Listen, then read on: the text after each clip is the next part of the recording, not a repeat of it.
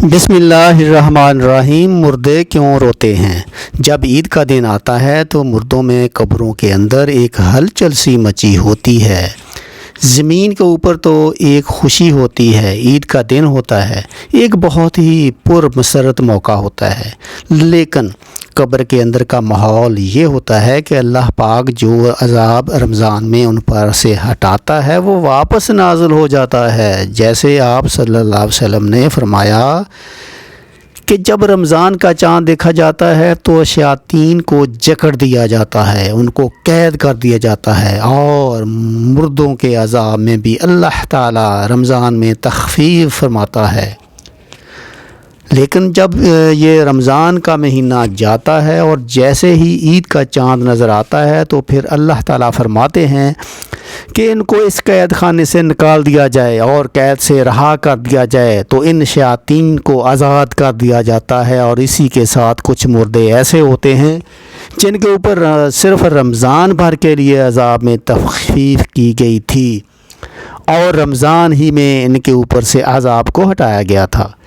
تو جیسے ہی رمضان مکمل ہوتا ہے، عید کا چاند دیکھا جاتا ہے تو ان کے اوپر عذاب کو پھر سے نافذ کر دیا جاتا ہے،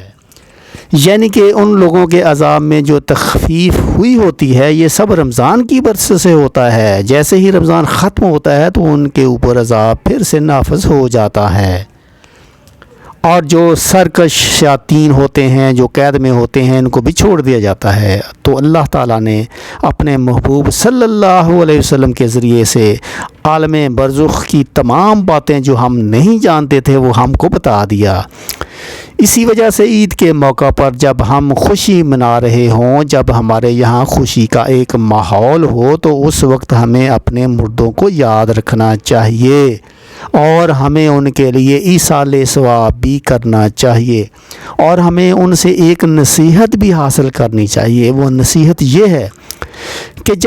جب خوش ہوں، ہمارے خوشی کا موقع ہو، مسرت کا موقع ہو، تو ہمیں یہ سوچنا چاہیے کہ جو لوگ ہم سے جدا ہو گئے ہیں وہ لوگ بھی کبھی ہماری طرح دنیا میں رہتے تھے، ہماری طرح کھانے کھاتے تھے، ہماری طرح ایک اچھی زندگی بسر کرتے تھے، لیکن موت نے اتنا بے بس کر دیا کہ آج وہ ہمارے ساتھ نہ ہی کسی خوشی میں شریک ہیں اور نہ ہی وہ آج ہمارے ساتھ ہیں، نہ ہی انہیں عید کی خوشی کا کوئی موقع حاصل ہے، بلکہ آج جو اپنی اپنی قبروں کے اندر سو رہے ہیں۔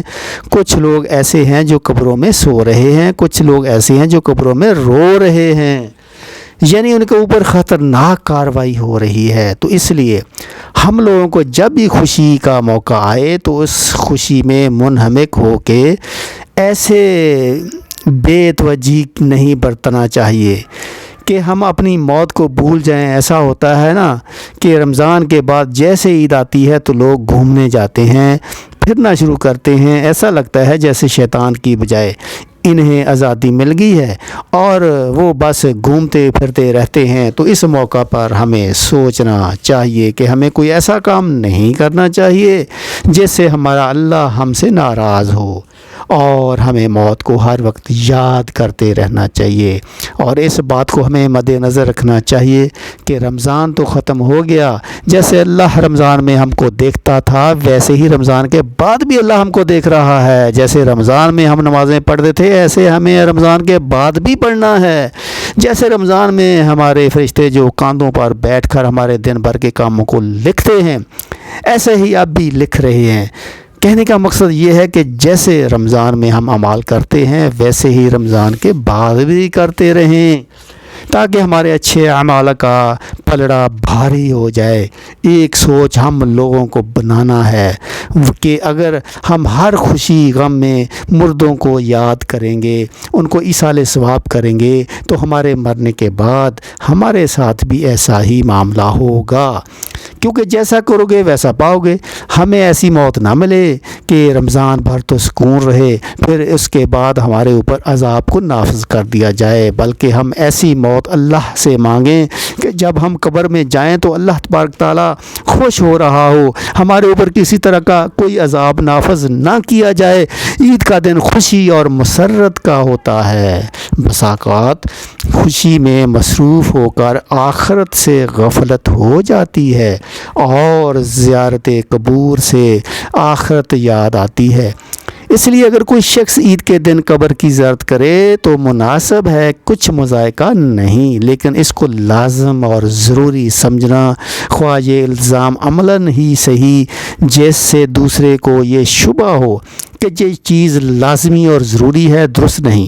اگر کوئی شخص اس دن زیارت قبور نہ کرے تو اس پر تان کرنا یا اس کو حقیر سمجھنا درست نہیں۔ اس حوالے سے احتیاط لازم ہے۔ عید کا دن شاد و سرور، فرحت و خوشی کا دن ہے جو سال میں 2 مرتبہ حاصل ہوتا ہے۔ پہلی خوشی اس کی یہ ہے کہ رمضان شریف کا مبارک مہینہ آیا، اس میں خدا تعالیٰ کی رحمتوں اور نعمتوں کی بارش ہوئی۔ تم نے جی لگا کر مہینہ بھر صبح سے شام تک اپنے آپ کو بھوکے پیاسے رکھا اور رات کو یاد الہی میں بسر کیا۔ اس کی خوشی میں رمضان المبارک کے ختم ہوتے ہی یکم شوال کا دن ہمارے لیے فرحت و خوشی کا دن مقرر کر دیا گیا اور اس دن کو عید الفطر کہتے ہیں۔ حدیث شریف میں آیا ہے کہ جب عید الفطر کا دن آتا ہے فرشتے راستوں پر کھڑے ہو جاتے ہیں اور آواز لگاتے ہیں، اے مسلمین کی جماعتو، اپنے رب کریم کی طرف چلو، وہ تمہیں ایک اچھے کام کی توفیق دیتا ہے، پھر اس پر ثواب عظیم فرماتا ہے۔ تمہیں رمضان اور مبارک کی راتوں میں نماز پڑھنے کا حکم دیا اور تم نے نماز پڑھی، تمہیں دن میں روزے رکھنے کا حکم دیا، تم نے روزہ رکھا، تم نے اپنے رب کے حکم کی اطاعت کی، اب اس کا انعام حاصل کرو۔ جب نماز عید ختم ہو جاتی ہے تو فرشتے آواز لگاتے ہیں، خوش ہو جاؤ کہ تمہارے اوپر پروردگار عالم نے تمہاری مغفرت فرما دی، اب تم خوشی خوشی اپنے گھروں کو لوٹ جاؤ۔ اس لیے اس دن کو انعام و اکرام کا دن کہتے ہیں۔ جب نبی کریم صلی اللہ علیہ وسلم مکہ مکرمہ سے ہجرت کر کے مدینہ منورہ پہنچے تو اہل مدینہ سال میں 2 میلے کرتے تھے۔ جب حضور اقدس صلی اللہ علیہ وسلم نے دریافت فرمایا یہ کیا ہے، انہوں نے عرض کیا یا رسول اللہ صلی اللہ علیہ وسلم، زمانہ جاہلیت میں ہم ان ایام میں خوشی مناتے ہیں۔ حضور اقدس صلی اللہ علیہ وسلم نے ارشاد فرمایا، خدا تعالیٰ نے ان کے عوض ان سے بہتر دن خوشی منانے کے لیے تمہیں عطا فرمائے، ایک عید الفطر اور دوسرا عید الاضحیٰ۔ عید کے دن 2 رکعت نماز واجب ہے۔ جن لوگوں پر جمعہ کی نماز فرض ہے انہی پر عید کی نماز واجب ہے، اور جو شرطیں جمعہ کی نماز کی ہیں وہی عید کی نماز کی ہیں، مگر عیدین میں نماز کا خطبہ نماز کے بعد پڑھا جاتا ہے اور خطبہ کا پڑھنا اور سننا سنت موقع ہے۔ عید کی نماز کے لیے اذان اور تکبیر نہیں، بلکہ آفتاب بلند ہونے کے بعد سب مسلمان ایک جگہ جمع ہوں۔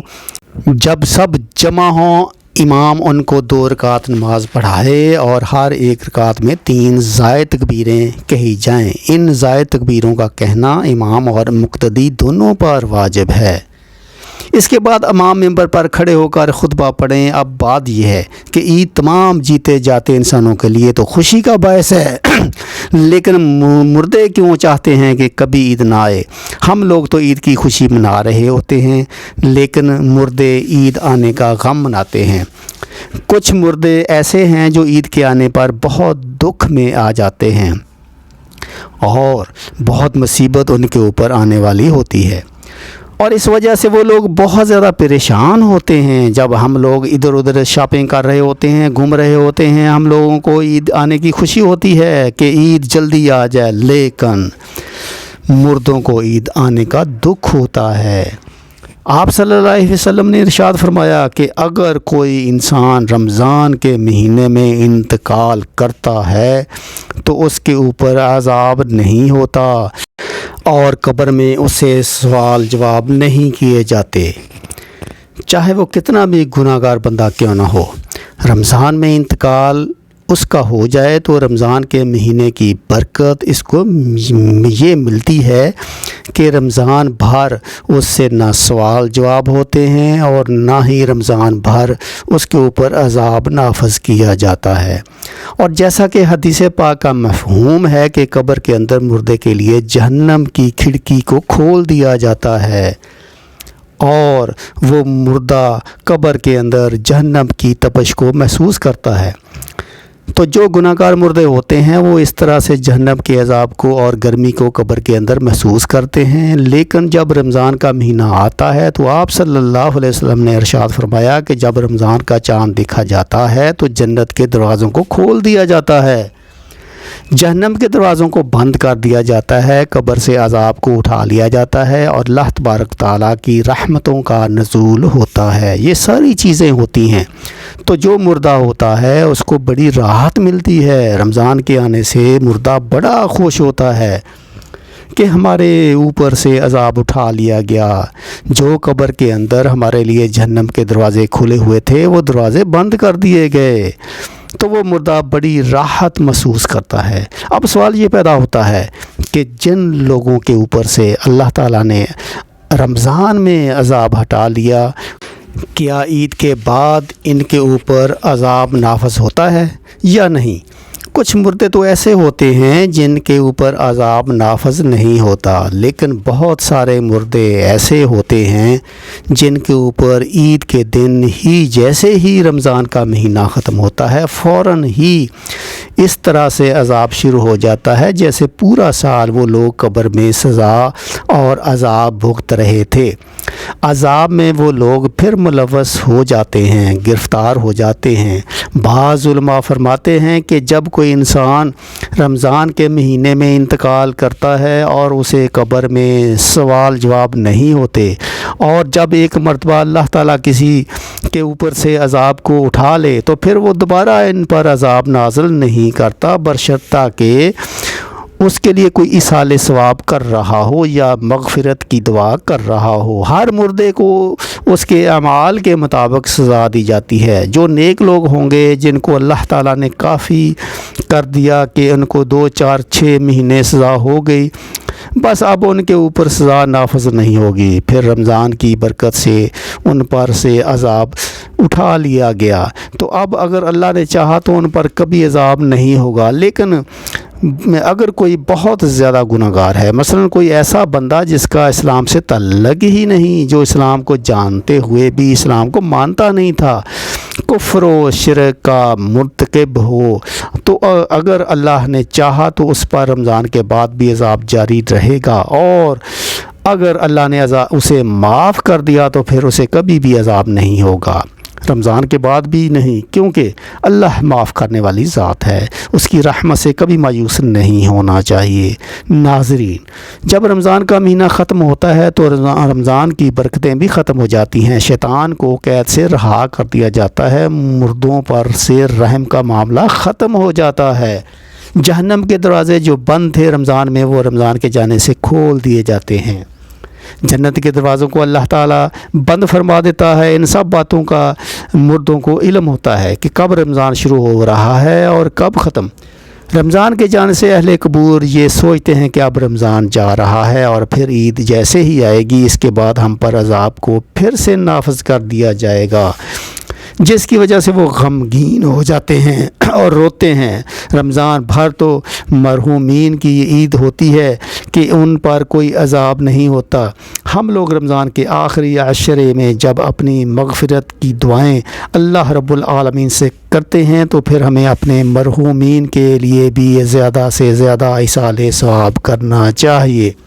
اور صرف اپنے ہی مرحومین کے لیے نہیں بلکہ تمام مومنین، مومنات، مسلمین و مسلمات جملہ کہا کریں کہ جو بھی مسلمان اس دنیا سے رخصت ہو چکے ہیں، اللہ تبارک و تعالیٰ ان تمام لوگوں کی مغفرت فرمائے اور اللہ تعالیٰ ان کو جنت الفردوس میں اعلیٰ سے اعلیٰ مقام عطا فرمائے، آمین۔